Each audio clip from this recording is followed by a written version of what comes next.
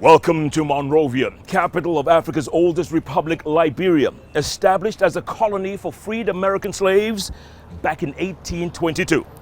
Now, tens of thousands of freed slaves made their way across the Atlantic all the way here and established their colony. They call the country Liberia after the word liberty, and the capital Monrovia after former U.S. President James Monroe. For the next 2 decades, this country was racked by civil war, killings, murders, burnings, lootings, mayhem. And even to this day, the country still has not recovered, 172 years after independence.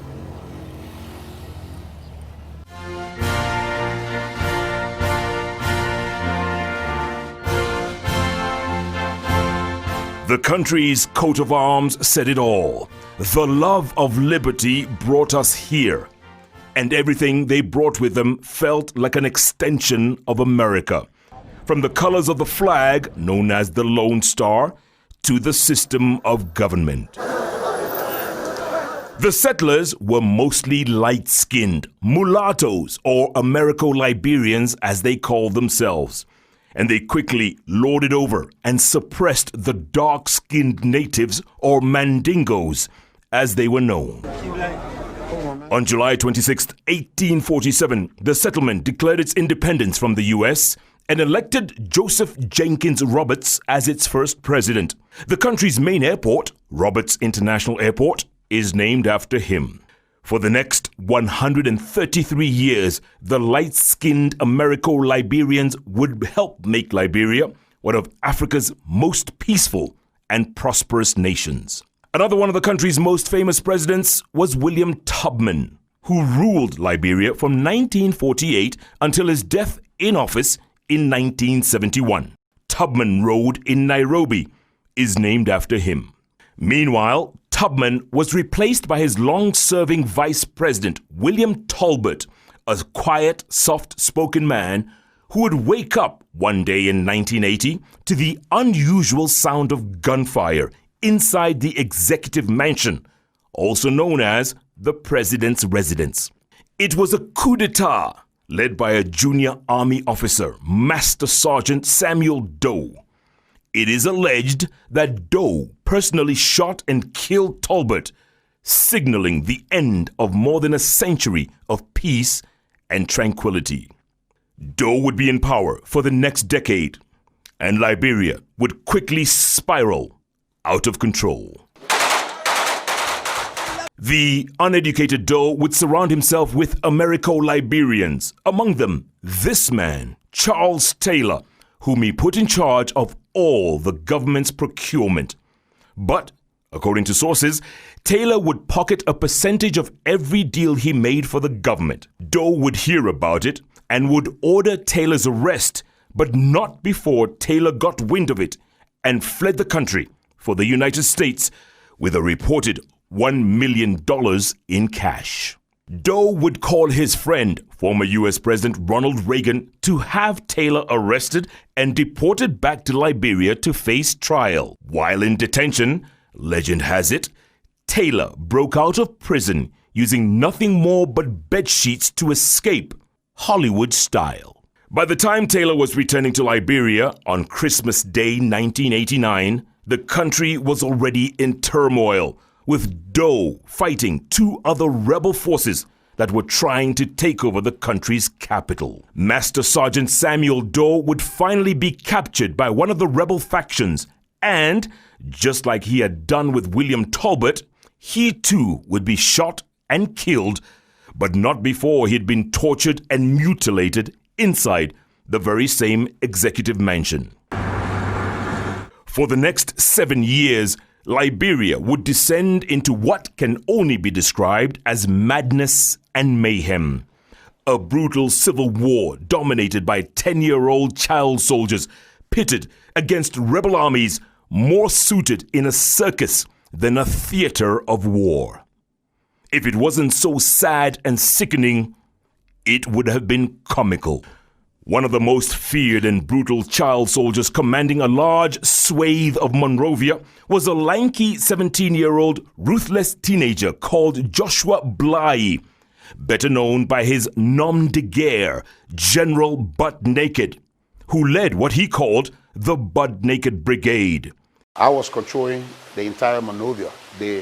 From the University of Liberia, is seated a place called Jalatan, the Senghor Fresh Street, all the way here to the old bridge, to the new bridge. Charles Taylor and Unimoke guy will only come in, and then we push them back. So we were defending the entire Monrovia. The name was coined after the motley crew would strip naked and smear themselves with ritualistic potions before going into battle, thinking that bullets would bounce off of them.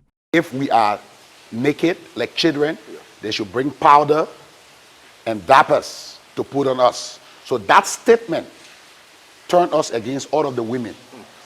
All of the people we're supposed to be sorry for in the war, supposed to be women and children. But when those women came out with that statement, you know, we held it against them, and we planned that we would have destroyed anyone we came across. The Butt Naked Brigade was as notorious as it was brutal. Pictures of them abound the internet. Needless to say, many of them died in combat. The so-called magic potions clearly didn't work. So you killed a lot of people? Yes, it was the environment, it was the time. And old people, young people, all kinds of people? Yeah, everyone that we came across. I'm going to tell you something this morning. This very nation that have rejected you. As for General Butt Naked, he would later find God and became an evangelist, preaching to the very same people whose families he had raped, mutilated, and murdered. It's only God can help. Now an aging 49-year-old who insists he's still paying for his past sins and admitting to me that he wishes he would be tried at the International Criminal Court in The Hague for the horrific crimes he committed. I'm still guilty. I am not justified for anything I did. There is no justification. And so I am still guilty. So, you know, amnesty do not mean you are vindicated. Having amnesty is like grace. But I feel the entire TRC process was abused. So I think there is still need for the War Crime Code. And when the War Crime Code comes, I also need to be persecuted. Now, back in 1979, then President William Tolbert was made the chairman of what was then the Organization of African Unity. He decided to impress his fellow heads of state by building a hotel that would last for decades. He called it Hotel Africa. 250 bedrooms, restaurants, a casino, a club downstairs, and this, a swimming pool in the shape of Africa. And it was pretty impressive. There were also 50 chalets that stretched all the way down the beach. I remember coming to this very place back in 1986, working as a flight attendant for Pan Am. We swam in this pool, we danced in the club, we slept in the rooms upstairs. But this is what happens when a country turns on itself. Rebel soldiers attacked this place in a decade of madness and mayhem. And the question is, how does one rebuild from something like this when a country's worst enemy is its own people? After years of fighting in and around Monrovia, a ceasefire would finally be declared in 1996, which would lead to elections the following year. Elections that Charles Taylor would win almost by force. It was about this time that I first met and interviewed this much feared warlord turned president who would rule Liberia with fear and intimidation for the next 6 years. By 2003, a new rebel army had gathered, calling itself Liberians United for Reform and Democracy, or LURD, which was threatening to descend on the capital, Monrovia. Taylor was outnumbered and under siege, and managed to negotiate his way into exile in Nigeria, thanks to then-President Olusegun Obasanjo.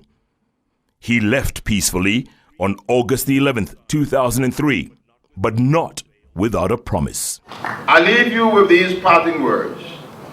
God willing, I will be back. And return he did in 2006, but this time in chains and leg irons, as a captured fugitive, having unceremoniously fled Nigeria and was captured at Nigeria's border with Cameroon. How could I?